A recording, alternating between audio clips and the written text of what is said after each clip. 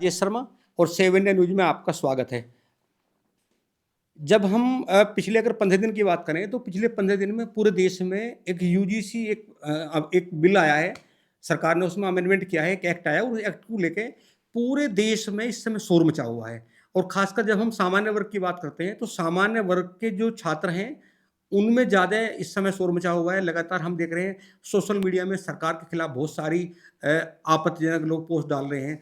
और ये वो वर्ग है जो बीजेपी का कोर वोटर माना जाता है। ये मानते हैं कि जो सामान्य वर्ग है वो बीजेपी का कोर वोटर है।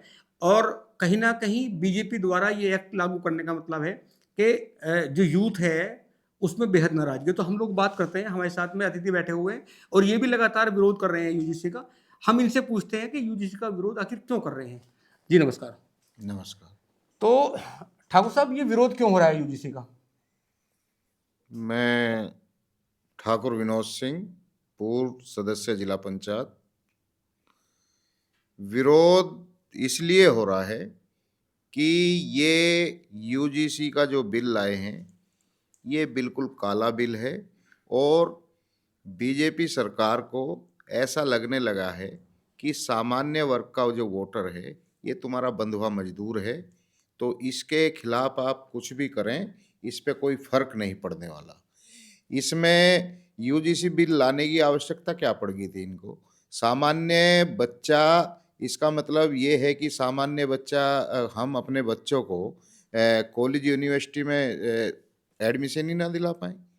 अगर सामान्य बच्चे को, हमारे बच्चे को एक दलित बच्चे ने या ओबीसी के बच्चे ने एक झूठा भी आरोप उस पर लगा दिया तो उसका तो कैरियर चौपट हो जाएगा और हमारे बच्चे की कहीं सुनवाई नहीं होगी।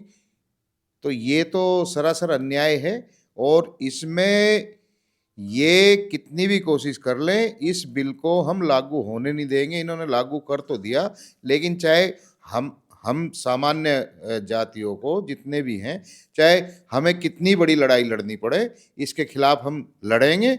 चाहे लोकसभा के बाहर धरना प्रदर्शन करना पड़े, जंतर मंतर पे प्रदर्शन करना पड़े, सड़कें जाम करनी पड़े, हम इस बिल के खिलाफ हैं। ये काला कानून है, काला बिल है। इसमें सामान्य बच्चों का भविष्य अंधकार में हो जाएगा। वो हम भेजेंगे अपने बच्चों को यूनिवर्सिटी में, विश्वविद्यालय में पढ़ने के लिए और बच्चे पे कोई झूठा आरोप लगा देगा कि मुझे जाति सूचक शब्द कहा या मुझे कुछ गाली दी, हमारे बच्चे का कैरियर चौपट हो जाएगा, वो जेल में सड़ेगा। तो ये बढ़िया चीज़ें नहीं है। कहाँ ये 56 इंच की छाती वाले प्रधानमंत्री और गृह मंत्री कहाँ तो कहते थे कि कटोगे तो बटोगे हैं, और ये बांटने का काम खुद ही कर रहे हैं।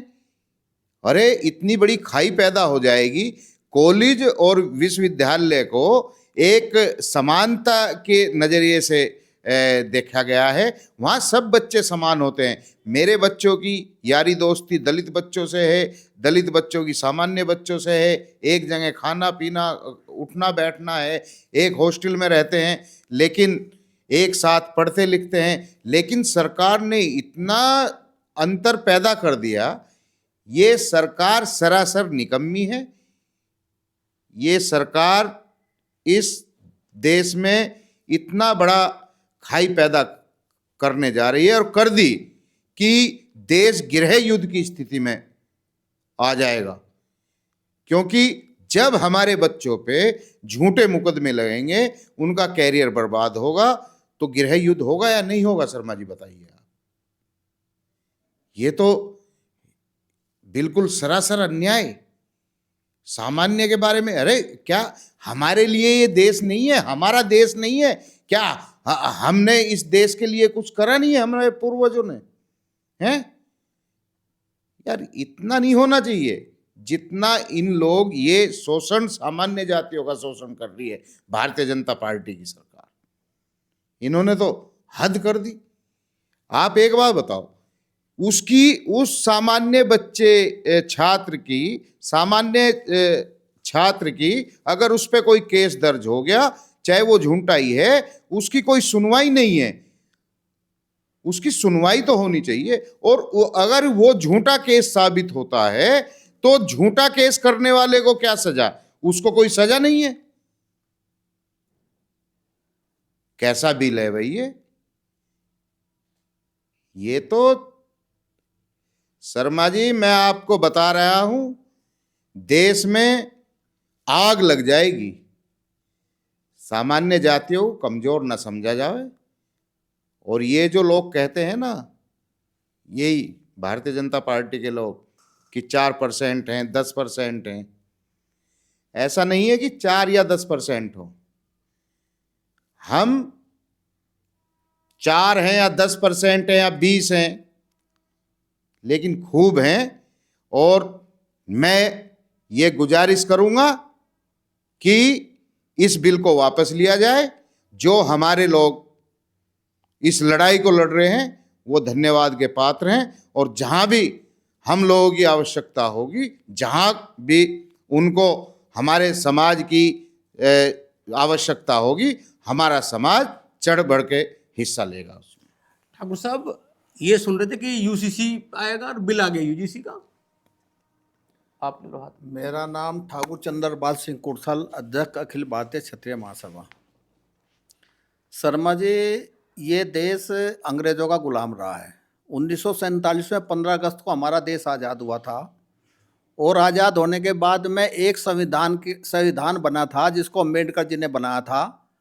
और उस संविधान में ये क्लोज रखा गया था कि हमारा जो SC/ST समाज है वो पीड़ित है। और उस SC/ST समाज को उभारने के लिए संविधान में लागू किया था, अगर इनके खिलाफ कोई जाति सूचक शब्द बोला जाएगा, कोई बोल लगा, तो उसके खिलाफ SC/ST लग जाएगा और उसको सजा मिलेगी। और उसी का आज सामान्य जाति के लिए उस कानून को, संविधान में जो कानून बना था उसका आज तक सब लोग हम भुगत रहे हैं।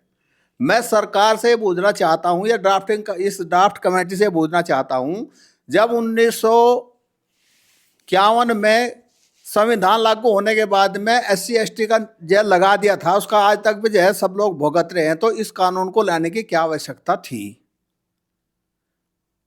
दूसरा, एक तरफ तो भारतीय जनता पार्टी हिंदू मुस्लिम की राजनीति करती है और सब जगह कहती है कि बटोगे तो कटोगे, लेकिन उन्होंने तो हिंदू को आपस में काट दिया। आज स्थिति है कि हिंदू समाज के इतने टुकड़े हो चुके, हिंदू समाज इतनी जातियों में बिखर चुका है कि आने वाला समय इन्हें को रोक नहीं पाने का। और जब ये कानून लेकर आए हैं, मैं मोदी सरकार से एक बात और पूछना चाहता हूँ। मोदी सरकार को 40 से 42% वोट मिलती हैं चुनाव जीतने के लिए, और उसमें 30% वोट तो सामान्य जाति की होती हैं, 12-13% में सारी जातियों की होती है। जब आप 30% की वोटरों को नाराज करेंगे तो आप हिंदुस्तान में सरकार कैसे बना पाएंगे? मेरा तो मानना है कि आने वाले समय भारतीय जनता पार्टी की सरकार इस देश में नहीं बनेगी। मैं छोटा सा 2024 का लोकसभा का आपको उदाहरण देता हूं। सिर्फ एक राजपूत बिरादरी ने विद्रोह किया था, बाकी सारी सामान्य जाति बीजेपी के साथ ही। सिर्फ राजपूत जाति का विरोध था जो 400 से 240 पे आगे थे। लेकिन इस बिल को लाने के बाद में तो राजपूत, ब्राह्मण, बनिया और बहुत सामान्य जाति हैं जो इसका विरोध कर रही हैं। आने वाले समय में समझता हूं कि हिंदुस्तान से भारतीय जनता पार्टी का नामो निशान खत्म हो जाएगा। और ये देन सिर्फ भारतीय जनता पार्टी की है, किसी और की नहीं है। ये हिंदू समाज 100% बीजेपी के साथ था, लेकिन आज की तारीख में सारा हिंदू समाज और सामान्य समाज भारतीय जनता पार्टी से दूर भाग गया है। अगर मोदी जी को अपनी सरकार बचानी है तो इसको बिल को वापसी लिया जाए। अगर नहीं लोगे तो उसके परिणाम घातक साबित होंगे, आगे आपको पता लग जाएगा आने वाले समय में। चौहान साहब, ये माना जाता है कि ये जो वर्ग है, जो सामान्य वर्ग है, ये बीजेपी इसी वर्ग से बनी है। और मैं देख रहा हूँ पिछले 4-5 साल से कि जो भी एक्ट लागू हो रहे हैं वो इसी वर्ग के, मतलब जो कैडर वोट है आपका, उसी के खिलाफ तमाम कार्रवाई हो रही है। ऐसा क्यों है? नमस्कार शर्मा जी, आपके न्यूज़ चैनल के सभी दर्शकों को नमस्कार। देशपाल सिंह चौहान। एक्चुअली सामान्य वर्ग, उसमें मोस्टली बनिया, ब्राह्मण, राजपूत सभी समाज आ जाते हैं सामान्य वर्ग में। बोलते रहो आप। ये सभी कोर वोटर हैं बीजेपी के। और बीजेपी के वोटर ये ऐसे हैं, 95% 96% तक का वोटर जो है बीजेपी को वोट करता है सभी मिलके। उसके बावजूद बीजेपी ये मान के बैठ चुकी है कि ये तो तुम्हारे बंधे हुए वोटर्स हैं, अभी आपको SC ST OBC को और इसमें इंक्लूड करना है, इसलिए जो भी कानून बना रहे हैं इनके खिलाफ बना रहे हैं। लेकिन ये बहुत गलत सोच है। हिंदू आपस में एकजुट हो रहा था, बहुत अच्छे से यूनाइट होता जा रहा था और उस पर कार्य भी कर रहे थे, लेकिन इस टाइप के जो कानून आ रहे हैं इससे पूरा का पूरा समाज आपस में विघटित होगा, बटेगा, बहुत झगड़े होंगे। और ख़ासकर इस बिल में तो जो विद्यार्थी लाइफ से ही इतना आपस में द्वेष हो जाएगा बच्चों में, तो फिर कहाँ एक हो पाएंगे। ऐसे में ये बहुत गलत कानून है, इसे वापसी लेना चाहिए। और मेरी तो यही गुजारिश है सरकार से, ऐसा विद्रोह ना पैदा हो, आपस में कटें मरें। इस टाइप के बिलों का अगर आप वो करेंगे तो बहुत ज़्यादा इसमें विरोध होगा। मैं सोशल मीडिया पे लगातार देखता हूँ, लोग कहते हैं कि ये जो वर्ग है ये तो बीजेपी का गुलाम है, बीजेपी कुछ भी कार्रवाई कर ले ये तो वोट वहीं जाएगी। नहीं, इस टाइप के अगर कानून आएंगे तो वो गुलाम भी देखेगा ना, अपने फ्यूचर को देखेगा, अपने बच्चों के फ्यूचर को देखेगा और ज़रूर हटेगा इससे, इसका बाइकाट करेगा। और इसमें तो इतना रोष है इस कानून से, तो सब इसके विरोध में खड़े हो जाएंगे, हो रहे हैं, धीरे धीरे लामबंद हो रहे हैं। इसलिए उससे पहले कोई ऐसा विस्फोट हो तो सरकार को सोचना चाहिए और इसे वापसी ले लेना चाहिए, ताकि समाज में जो आपसी भाईचारा है वो एज इट बना रहे। ठाकुर साहब, जब हम देखते हैं कोई इशू होता है, जैसे कोई दलित के को खिलाफ हो गया, तो तमाम पॉलिटिकल पार्टियां उसे अपना एक मुद्दा बनाती हैं। और ये जो यूजीसी में जो अपॉइंटमेंट हुआ है, इसमें किसी भी पॉलिटिकल पार्टी का कोई ऐसा बयान नहीं आया कि ये सामान्य वर्ग के लिए गलत है। अच्छा, एक बात बताओ, सामान्य वोटर जो है, सामान्य जाति का वोटर, वो बीजेपी का एक तरह से कोर वोटर है। बंधुआ मजदूर कहिए सामान्य जाति के वोटर को बीजेपी का। अदर्स पार्टियां जो हैं वो ओबीसी की और दलितों की, पीडीए की राजनीति करती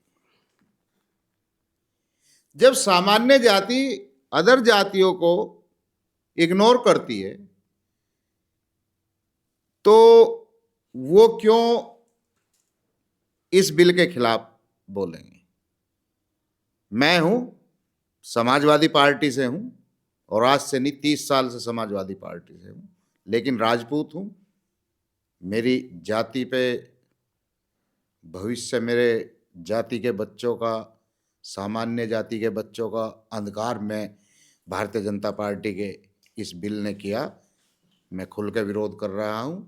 और रही दलितों की बात या ओबीसी की बात, गांव देहात में आप जानकारी कर लीजिए। शर्मा जी, आप भी गांव देहात से आते हैं, हम भी आते हैं। जब दलितों पे वहां कोई पीड़ित होता है या ओबीसी का कोई पीड़ित होता है, और गांव ठाकुरों का है, राजपूतों का गांव है, या ब्राह्मणों का गांव है, या त्यागियों का गांव है, वे सामान्य जाति के लोग ही उस पीड़ित ओबीसी और पीड़ित दलित की मदद करते हैं। ऐसा नहीं कि वो उसके खिलाफ होते हैं। तो ये है, ये तो वो कहावत होगी कि शर्मा जी तो मेरे प्रति निष्ठावान है, शर्मा जी ने मेरे लिए रात दिन एक कर दिया, और मैंने पीठ में छुरा शर्मा जी के ही घोंप दिया। ये भारतीय जनता पार्टी ने सामान्य जातियों के साथ बहुत बड़ी गद्दारी की है, और इसका खामियाजा भाजपा को भुगतना पड़ेगा। ठाकुर साहब, जब मेंबर ऑफ पार्लियामेंट का चुनाव था 2024 में, तो मैंने बहुत सारे नारे सुने थे। उस नारों में एक नारा ये भी था कि वेस्ट यूपी से साफ और यूपी में हाफ, एक ऐसा नारा दिया था। और हालांकि वो अभियान चला तो बीजेपी को 30-40 सीट का नुकसान भी हुआ। तो क्या ये जो नाराजगी है, 2029 का चुनाव अभी हालांकि दूर है, 2027 का चुनाव आने वाला है, क्या चुनाव पर फर्क पड़ेगा इस सब चीज़ों का? शर्मा जी, चुनाव पे फर्क नहीं पड़ेगा, भारतीय जनता पार्टी खत्म हो जाएगी। वो 2024 का चुनाव जो है मोदी जी का चुनाव था, सांसदों का चुनाव था, लेकिन अभी जो है अभी पूरे देश में 5 स्टेटों में चुनाव है और 5 स्टेटों में जो है सामान्य जाति हर स्टेट में है। तो वो बीजेपी को क्यों बर्दाश्त करेगी? अच्छा, सवर्णों की और सामान्य जाति की जो है पार्टी भाजपा ही तो है, और भाजपा ने इनका इलाज कर दिया, तो लोग उसे वोट क्यों देंगे? वो सारी पार्टी तो जो है सब बिरादरी की राजनीति करती है। सिर्फ भारतीय जनता पार्टी तो जो है हिंदुओं की राजनीति करती है, और हिंदुओं में जो है सारे स्वर्ण भारतीय जनता पार्टी के सारे पदाधिकारी हैं। सबसे ज्यादा जो है सामान्य वर्ग के इसमें जो है MP और MLA हैंगे, और इन्हीं का इलाज कर दिया। और मैं तो सामान्य जाति के MP MLA से भी आग्रह करना चाहता हूं, अगर समाज में अपने क्षेत्र में इज्जत बचानी है तो लोकसभा में इसका विरोध करना शुरू कर दो, वरना लोग जुत्तों से पिटेंगे तुम्हें। इस बार तुम सोचते हो कि जो है वहां तो हम बोलने के नहीं संसद में, और आकर अपने क्षेत्र में आकर अपने समाज में आकर हम वोट लेकर जीत जाएंगे, लोग जुत्तों से पिटेंगे, गांवों में नहीं घुसन देने की स्थिति हो जाएगी। विश्वनाथ प्रताप सिंह ने भी ये गलती करी थी मंडल का मंगल लागू करके। आज स्थिति है विश्वनाथ प्रताप सिंह का, वो ठाकुर होने के बाद ही उसका नाम लेने के लिए कोई तैयार नहीं है। वो स्थिति वही दोबारा से वही स्थिति हिंदुस्तान में होने जा रही। शर्मा जी, वही बवागा तो वो होगी जो कांग्रेस के टाइम में हुआ था। हालत बहुत खराब हो रही है देश के। चौहान साहब, इतने सारे बीजेपी के विधायक और मेंबर ऑफ पार्लियामेंट हैं, मैं देख रहा हूँ पिछले 10-12 दिन में किसी का कोई ऐसा बयान नहीं आया कि ये हित में है या अहित में है। शर्मा जी, जो सामान्य वर्ग के सांसद विधायक हैं, वे एक भी शब्द बोलने को तैयार नहीं। अगर वे इस शब्द बोलते हैं तो फिर इस टाइप के कानून नहीं थोपे जाएंगे ना समाज में। लेकिन अभी जनता के बीच में आवेंगे, अगर वे नहीं बोलते हैं, अभी भी चुप्पी साध कर बैठते हैं, तो कल वोट के लिए फिर जनता के बीच में आवेंगे, तो सामान्य वर्ग उन्हें बर्दाश्त नहीं करेगा, उन्हें जवाब तो देना पड़ेगा। क्या आपको लगता है कि बीजेपी में तानाशाही है? नहीं, इससे तो ये साबित हो रहा है तानाशाही है। जो कोई बोलने को तैयार नहीं है, वो किस डिक्टेटरशिप से प्रेशर में आ रहे हैं, क्या आ रहे हैं, इससे तो यही दिखाई दे रहा है। अब जो एक भी शब्द कोई बोलने को तैयार नहीं है, एक तो डिक्टेटरशिप है बीजेपी में। ठाकुर साहब, लग रहा है आपको कि तानाशाही है बीजेपी में, सरकार में? तानाशाही तो इतनी जबरदस्त है जी, ये तो हिटलर शाही है कि मैंने अपने 55 साल के राजनीतिक जीवन में कभी नहीं देखा कि कोई अपने मुंह से कोई शब्द निकालता है उसके खिलाफ मुकदमा दर्ज हो जा। आज की तारीख में कोई भी एक शब्द बोलने के लिए तैयार नहीं, पता कल को तेरे खिलाफ मुकदमा दर्ज हो जाएगा। आपको डर नहीं लग रहा? मुझे नहीं लग रहा। मैं पार्टियों की राजनीति करते ना, मैं संगठन की राजनीति करता हूँ। मैं तो अपने समाज के साथ हूँ। जिस दिन मेरे साथ कुछ होगा, मेरा समाज मेरे साथ खड़ा मिलेगा। मुझे किसी MP MLA की जरूरत नहीं पड़े, मेरा समाज मेरे साथ खड़ा मिलेगा। क्या भविष्य है? क्या ये इसमें संशोधन होगा UGC के इस बिल में? संशोधन तो इनको करना पड़ेगा, नहीं तो भारतीय जनता पार्टी की स्वर्ण समाज ईंट से ईंट बजाने का कार्य करेगा। और मैं एक बात और बता देना चाहता हूं, भारतीय जनता पार्टी के जितने स्वर्ण विधायक और सांसद हैं, अरे डूब मरो तुम लोग, तुमको चूड़ी पहन लेनी चाहिए। जो अपने समाज के लिए भी तुम खड़े नहीं हो सकते, किस मुंह से जाओगे बिरादरी में वोट मांगने? अगर तुम लोगों ने इस काले कानून का विरोध नहीं किया तो आना समाज के बीच में, समाज तुम्हारा इलाज कर देगा। तो हम लोग बात कर रहे थे UGC का जो ये बिल आया है, जो इस बिल को लेकर जो नाराजगी यहाँ तक है कि अगर ये बिल वापस नहीं हुआ, इसमें परिवर्तन नहीं हुआ, तो 2027 और 2029 का चुनाव बीजेपी को महंगा पड़ेगा। हालांकि बीजेपी को पता है, जब 2024 का चुनाव था तो 2024 में थोड़ी सी नाराजगी थी, और नाराजगी की वजह से 40 सीट बीजेपी को गंवानी पड़ी थी। तो जो नाराजगी है, यहाँ तक कह दिया गया कि अगर सांसद और विधायक नहीं बोलेंगे तो उन्हें क्षेत्र में नहीं घुसने दिया जाएगा। तो लगातार इस बिल को लेकर पूरा आक्रोश है सामान्य वर्ग में, और इसलिए भी आक्रोश है क्योंकि सामान्य वर्ग जिस पार्टी की सरकार बनी है, सरकार का उस पार्टी का कैडर वोटर है, और उसके साथ ऐसा करना तो कहीं ना कहीं कैडर वोट में नाराजगी है। और इसके जैसा बताया ठाकुर साहब ने, इसके बहुत विपरीत परिणाम बीजेपी को उठाने पड़ सकते हैं। आप कमेंट बॉक्स पर लिखिए कि क्या अगर सामान्य वर्ग बीजेपी से नाराज होगा, क्या बीजेपी को सफलता मिलेगी, और ये जो UGC का बिल है क्या ये जनहित में सही है या नहीं है, एक बार कमेंट बॉक्स पर जरूर बताइए। आपसे रिक्वेस्ट है, आप चैनल को सब्सक्राइब करें, वीडियो को शेयर करें, हम लगातार इस पर संवाद करेंगे। नमस्कार।